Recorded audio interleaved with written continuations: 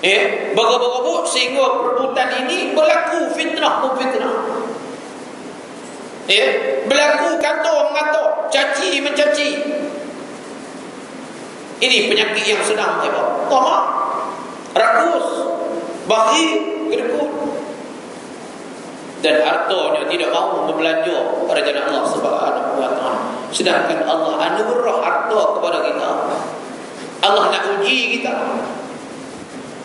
Allah nak uji seuji-ujinya kita ini dengan harta yang Allah Taala bagi. Sebab tu kadang-kadang dengan harta kita menjadi penyebab lalai dan alpa kita kepada Allah. Dan ia juga di antara salah satu perkara yang boleh menyebabkan kita juga menjadi kerugian yang amat nyata dunia dan juga akhirat.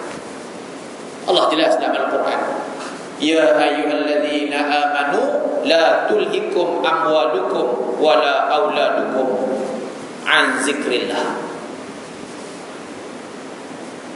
Wahai orang-orang yang beriman, jangan sekali-kali kamu lalai. Kamu lalai daripada harta kamu, daripada anak kamu, anak pinak kamu, lalai daripada mengingati Allah Subhanahu wa taala. Ni, jangan dulu lalai apa yang telah Allah anugerahkan. Sebab ini ujian yang Allah beri. Anak pinak, harta benda, satu ujian yang Allah Taala beri kepada kita.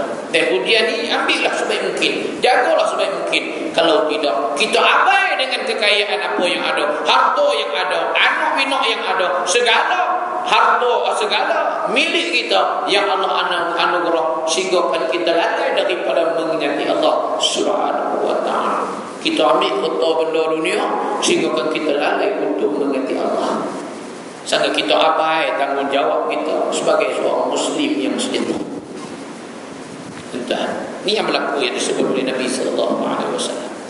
Yang kedua kata Nabi, wa karahiyatul maut. Takut mati. Sebut takut mati ni apa maknanya? Dia terus lalai dengan kehidupan dunia. Terus lalai dengan kehidupan dunia, lalai sehingga kan tak ada sedikit pun persiapan untuk dia bertemu dengan Allah Subhanahu wa taala. Tak ada persiapan sikit pun. Persiapan untuk kita bertemu dengan Allah. Apa juga kehidupan kita sekalipun, apa juga pangkat kita sekalipun, kita kena ingat suatu perkara yang perlu kita kena buat. Kenapa? Karena persiapan demi persiapanlah untuk kita berada di singgasana apabila kita dijanjikan oleh Allah waktu dan ketikanya untuk kita bertemu dengan Allah Subhanahu wa taala. Ini kita lalai. Solatnya tidak, puasanya tidak, zakatnya tidak, hajinya tidak, sedangkan kita mampu. Sedangkan kita mampu, tapi kita lalai. Seronok dengan kehidupan dunia, sehingga kan tak ada masa untuk kita berusaha untuk membelanjakan ataupun untuk nak memperbanyakkan saham-saham untuk kita bertemu dengan Allah Subhanahu wa taala. Jangan ingat bila harta kekayaan yang ada, kita tidak memanfaatkan harta kekayaan yang ada. Dan jangan ingat tubuh badan yang sehat yang Allah anugerahkan kepada kita, sehingga kita tidak mampu untuk menggunakan kekuatan anggota yang Allah anugerahkan kepada kita, sehingga kita lalai demi lalai Allah jemput kita. Waktu itu barulah kita menyangka suatu benda yang telah kita lakukan, benda yang amat rugi. Waktu itu baru kita nak sedang waktu itu tak ada guna dah. Betul Allah mengingat kita dalam surah At-Takasur. Selalu saya sebut surah At-Takasur. Allah jelas dalam Al-Quran. A'udzu billahi minasyaitonir rajim. Alhaakumut takasur hatta zurtumul maqabir. Ayat ni nak pergi gitu sudah. Alhaakumut takasur, telah melalaikan kamu daripada mengerjakan amal ibadat yang baik, daripada mengerjakan perkara yang diperintahkan oleh Allah. Telah lalai kamu oleh bermegah-megah dengan kehidupan dunia, megah dengan pangkat, megah dengan harta benda, megah dengan anak bina dan sebagainya. Sehingga kemegahan itu menyebabkan kamu baru sedar hatta zurtumul maqabir, sehingga kamu ziarah tanah kuburan. Baru sedar. Apa maknanya? Kamu mati. Bila mati diusungkan kamu ke tanah kuburan, waktu itu baru sedar. Waktu itu baru kamu sedar. Bila sedar, waktu itu tak ada guna. Sehingga kita dikebumikan dan tunggulah apa seksa yang bakal kita tempuhi bila mana kita duduk di alam barzakh. Wal'iyadzubillah, kita minta lindung kalaulah kita di kalangan orang yang tidak semikian. Sebab itu tuan-tuan, satu ketika Siti Aisyah radhiyallahu anhu, zaujatun Nabi sallallahu alaihi wasallam, isteri Nabi sallallahu alaihi wasallam, bertemu dengan Nabi sallallahu alaihi wasallam, tanya Nabi, "Ya Rasulullah, apakah satu amalan adakah boleh apa tunjukilah apa doa, apa satu amalan yang boleh kami sama-sama bangkit dengan orang mati syahid? Di akhirat nanti boleh kami bangkit sama dengan satu kumpulan orang-orang yang mati syahid." Tuan, orang mati syahid ini di kalangan dengan janji-janji Allah, Allah anugerahkan milik bagi di syurga. Jadi tanya Aisyah kepada Nabi, apa adakah kami ini boleh bangkit bersama dengan orang yang mati syahid? Apa jawab Nabi? Nabi sallallahu alaihi wasallam menjawab, "Na'am, man yazkurul mauta fil yaumi wal lailah 20 marrah." Nabi kata boleh. Nah, boleh. Kita yang tak mati syahid boleh bangkit dengan orang mati syahid. Hadis ini seperti dalam kitab An-Nasaihud Diniyah wal Wasiyah. Wasiat agama dan juga nasihat agama dan juga wasiat iman. Jelas dalam tu. Na'am, boleh, kata Nabi. Siapa mereka?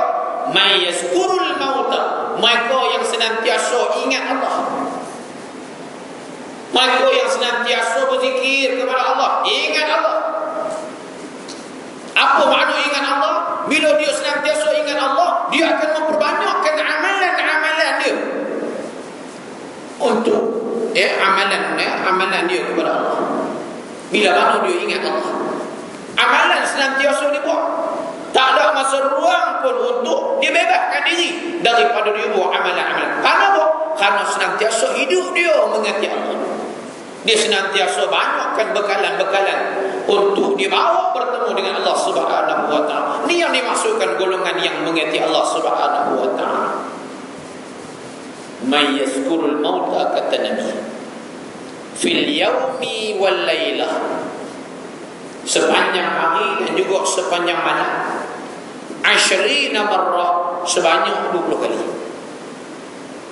Sebanyak 20 kali dia ingat Allah. Ingat Allah dengan senantiasa hidupkan hati dia. Terpasang indah dalam hati dia. Hanya semata-mata dalam hal untuk mengingati Allah, memperbanyakkan amalan-amalan dia untuk dia bawa bertemu dengan Allah Subhanahu wa taala. Hari ini cuba kita perhati, adakah umat Islam senantiasa mengingati Allah? Kalaulah dia mengingati Allah, dia tidak akan mempertikaikan apa jua yang telah termaktub dalam Al-Quran dan juga hadis Nabi sallallahu alaihi wasallam. Sehingga benda-benda baik juga dihalang. Benda-benda baik juga dihalang ini. Benda yang tak baik, benda yang dilarang oleh Allah, tiada sedikit pun halangan. Alhamdulillah. Pertama kali saya main di sini, orang custom boleh duduk dalam majlis-majlis anu, seronok sangat-sangat. Dia ingat orang kampung ni, hari ni orang bandar, apa juga pegawai kerajaan, apa semua seronok dengan majlis-majlis anu. Sehingga kami pun letih, nak letih sampai tak ada masalah.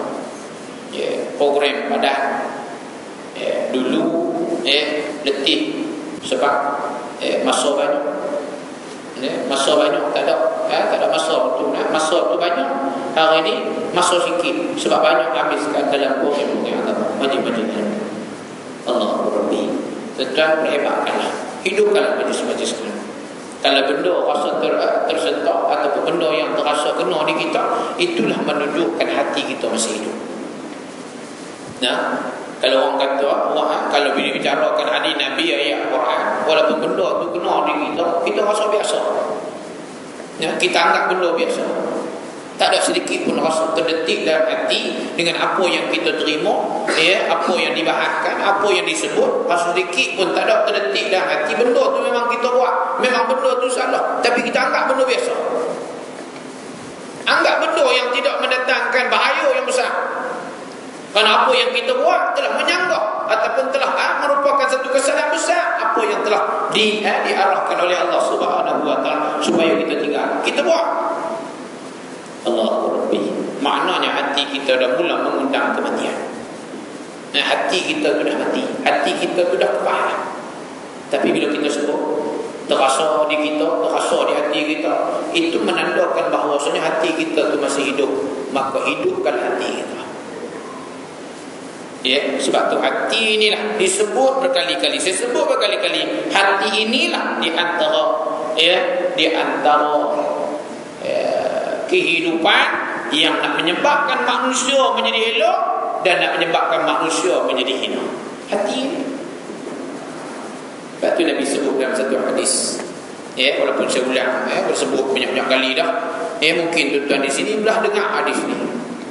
Yang merupakan kehidupan manusia seluruh tubuh badan manusia ni diperintah hanya seketui daging ni.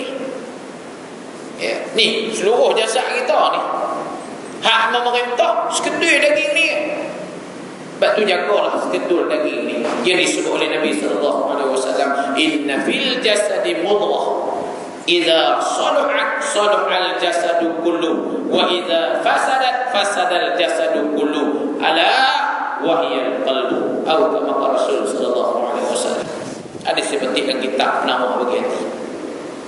Nabi sebut sesungguhnya dalam jasad manusia ada seketul daging mudghah. Seketul daging. Di mana duduknya? Ni di sebelah kiri. Sebelah kiri kita ni. Ni. Di sebelah kiri kita, dada kiri kita ada seketul daging. Yang disebut oleh Syekh Abdul Qadir, daging ni digambarkan seumpama jantung pisang. Serupa macam jantung pisang. Seketul daging yang duduk sebelah kiri. Idza saluhat saluhal jasadu kullu. Apabila baik ia, baiklah seluruh jasad. Seketul daging duduk di sebelah kiri kita ni. Duduk belah kiri. Baik dia, baik seluruh anggota. Wa idza fasadat fasadal jasadu kullu. Kalau rosak dia, rosak habis seluruh anggota. Apa maknanya? Bila baik, hati mengajak seluruh anggota buat kebaikan. Itu kata baik. Apa makna jahat? Apa makna rosak? Bila hati rosak, seluruh anggota juga turut menyertai kerosakannya. Akan buat kejahatan. Tu orang tanya pasal apa? Dia ni jahat sangat. Pasal hati. Kenapa dia baik? Kenapa pasal hati? Hati inilah yang kita perlu ingat. Dia akan memerintah seluruh anggota. Dan ingat, bersihkanlah hati, jiwa kita, hati kita. Bagaimana untuk kita nak bersihkan hati kita? Senantiasa perhebatkan amalan-amalan, di antaranya solat. Solat tolong perhebatkan sebaik mungkin. Orang solat, kita bersolat, tapi adakah solat kita penuh dengan kesempurnaan? Tahu kata solat, aqwalun wa af'alun muftatahatun bitakbir wa muftatamatun bitaslim bi syara'ita makhsusah. Tahu kata solat, beberapa perkataan, beberapa perbuatan yang dimulakan dengan takbir, Allahu Akbar, dan disudahkan dengan beri salam, Assalamualaikum warahmatullahi. dan beberapa syarat dengan beberapa syarat yang tertentu. Ya, bersih jiwa kita, bersih anggota kita, bersih jiwa kita dengan ketika mana kita berwuduk sebelum kita sembahyang. Wuduk itu memberi makna bersih jiwa luaran, bersih jiwa dalaman. Itu makna wuduk. Bukan sekadar kita basuh anggota-anggota luaran saja. Sehingga akan kita basuh anggota-anggota luaran dengan kita menyatakan kita juga membersih jiwa kita, jiwa dalaman kita. Dengan kita berwuduk, kita menunjukkan bahawasanya kita nak bersih hati untuk bertemu dengan Allah Subhanahu wa taala. Kita bertemu dengan Sang Pencipta, yakni Allah Subhanahu wa taala. Waktu itu menunjukkan kita bahawasanya amal ibadah kita sebagai satu petanda kita ni hina, manusia yang hina, manusia yang kerdil. Bila mana kita berhadap diri kita dengan Allah Subhanahu wa taala. Tolong perbaiki, nak hidupkan hati kita, jiwa kita, nak hidupkan hati kita bagi jadi baik. Nak bagi hidup hati kita, tak mau bagi mati. Ya, tolong perbaiki, tolong hidupkan dengan kita baca ayat-ayat Quran. Tu jiwa nak bersih kita. Nak bersih hati kita, rajin baca Quran. Banyak kita baca Quran dalam sehari. Sekurang-kurangnya sebuku. Sekurang-kurangnya satu ayat. Kira jadi, jangan tak baca langsung. Itu menyebabkan hati kita jadi keras. Tak ada penawar. Wa nunazzilu minal Qur'ani ma huwa shifaa'un wa rahmatun lil mu'minin. Allah turunkan Al-Quran ni syifa bagi orang iman dan rahmat untuk sekalian. Bila Allah Ta'ala turunkan Quran, syifa, ubat untuk orang Islam, ubat untuk hati-hati manusia. Baca Quran nak bagi hidupkan hati kita. Dan banyak kita ingat Allah dalam hati. Dengan kita melaksanakan hati senantiasa memandu kehidupan manusia, anggota-anggota manusia buat benda-benda yang baik. Itu tanda dia mengasihi Allah. Bila dia ingat Allah, dia takkan buat benda-benda yang jahat. Pasal dia ingat Allah, dia tahu kata penciptanya. Bila tahu kata penciptanya, buat jahat, apa yang kita dapat? Undang kemurkaan daripada Sang Pencipta, iaitu Allah Subhanahu wa taala.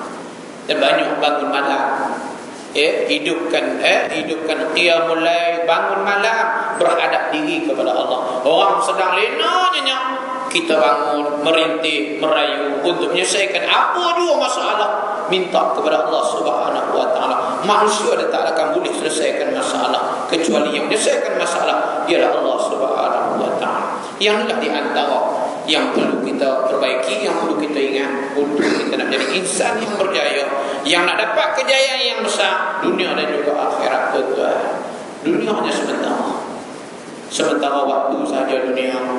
Akhirat kita nak hidup kekal selama-lamanya. Hak ni lah kita sedang usaha, nak perbaiki sebaik mungkin untuk kita nak bertemu dengan Allah Subhanahu wa taala. Bila nak bertemu dengan Allah Subhanahu wa taala, nak bertemu dengan Sang Pencipta, kena ada bekalan. Nak kena ada persiapan.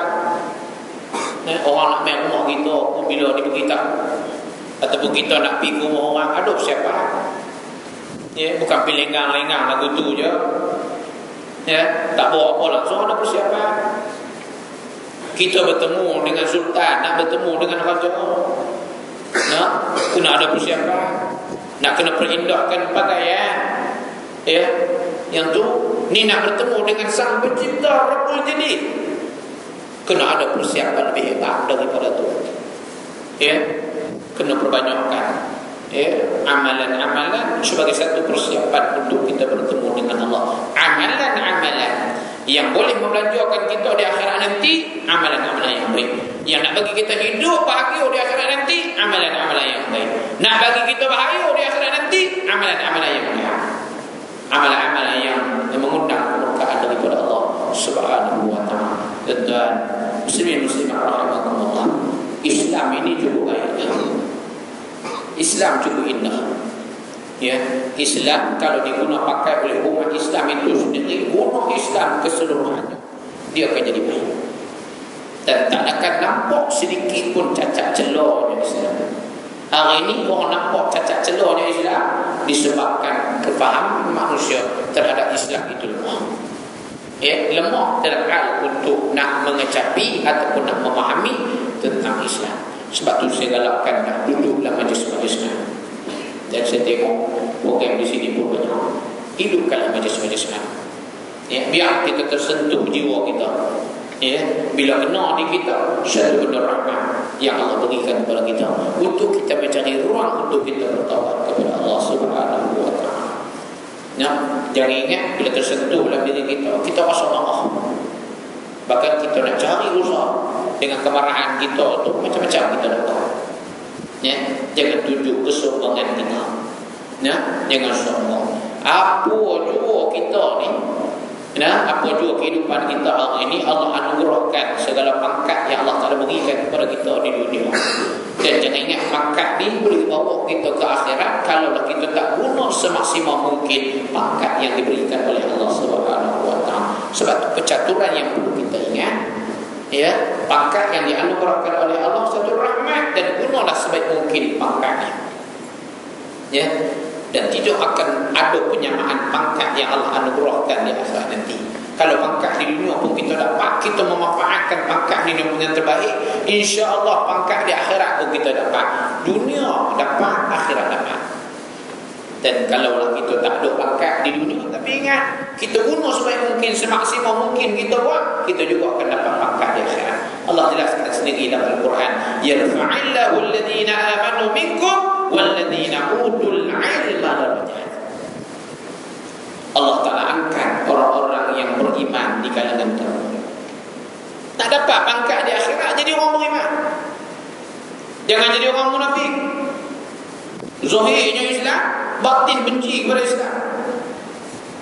Al-munafiqun wal-munafiqat ba'duhum min ba'din ya'muruna bil munkar wa yanhauna 'anil ma'ruf wa yaqbiduna aydiyahum nasullaha fanasiyahum innal munafiqina humul fasiqun. Sadaqallahu alazim. Allah jelas panggil orang munafik. Dalam hadis Nabi sallallahu alaihi wasallam hadis Nabi yang menjelaskan kepada kita sifat-sifat orang munafik. Jelas lagi nyata. Allah nyatakan dalam Quran, bermula orang munafik di kalangan lelaki dan perempuan. Sama sahaja kata Allah, ba'duhum min ba'din, sama sahaja. Panggil apa? Ya'muruna bil munkar wa yanhauna 'anil ma'ruf. Suruh orang buat jahat, larang orang baik. Ni orang munafik. Wa yaqbiduna aydiyahum, tangan dia pegang. Apa mana genggam? Lekut bakhil. Tak ada sikit pun rasa nak belanja pada jalan Allah. Yang dinamakan hubud dunia, cinta kepada dunia. Nasullaha fa nasiyahum. Ingat, dia cuba nak menunjukkan dia melupakan Allah. Bila sebut melupakan Allah di dunia, dia mengabaikan tanggungjawab dia sebagai seorang Islam. Dia meninggalkan kewajipan-kewajipan yang Allah berikan kepada dia. Dia menunjukkan dia melupakan Allah.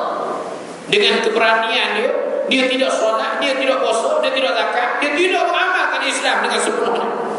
Nak tunjuk bahawa dia tu ego, dia tu sombong. Adakah kesombongan dan keegoan dia boleh bawa ke akhirat sehingga dia dapat lawan apa yang Allah tentukan? Tak boleh. Fanasiyahu, Allah juga melupakan dia dengan bahawa Allah campur dia ke dalam api neraka Allah. Wal'iyadzubillah. Betul-betul itu. Ingat, kata Allah, innal munafiqina humul fasiqun. Sesungguhnya orang munafik ini merupakan orang yang fasik, makhluk perusak agama Allah Subhanahu wa